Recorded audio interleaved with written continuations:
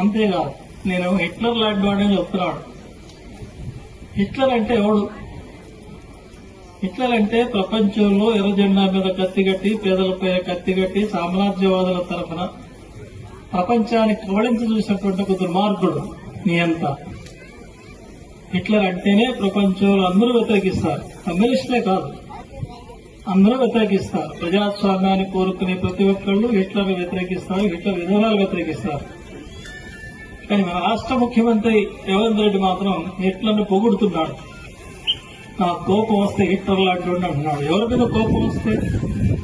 పేదోళ్ల మీద, గుడిసెల మీద కోపం వస్తే 1,00,000 కోట్ల విలువైన గుడిసెల్ని కూల్చేశానని చెప్తున్నాడు. ఈ పరిపాలన మనకు కావాల్సింది.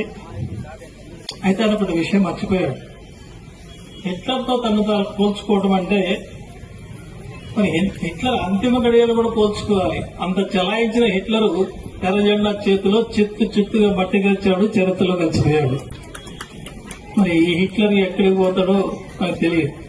పేదలపై కత్తిగట్టి, సామ్రాజ్యవాదుల తరఫున ప్రపంచానికి కవళించి చూసినటువంటి ఒక దుర్మార్గుడు నియంత.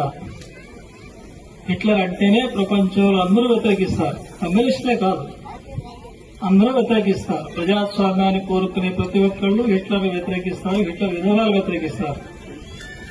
కానీ మన రాష్ట్ర ముఖ్యమంత్రి రేవంత్ రెడ్డి మాత్రం హిట్లర్ను పొగుడుతున్నాడు. నా కోపం వస్తే హిట్లర్ లాంటి అంటున్నాడు. ఎవరి మీద కోపం వస్తే? పేదోళ్ల మీద, గుడిసెల మీద కోపం వస్తే 1,00,000 కోట్ల విలువైన గుడిసెల్ని కూల్చేశానని చెప్తున్నాడు. ఈ పరిపాలన మనకు కావాల్సింది.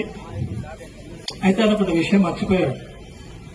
హిట్లర్తో తను పోల్చుకోవడం అంటే మరి హిట్లర్ అంతిమ గడియలు కూడా పోల్చుకోవాలి. అంత చలాయించిన హిట్లరు ఎర్ర జెండా చేతిలో చిత్తుగా మట్టి గెలిచాడు, చరిత్రలో కలిసిపోయాడు.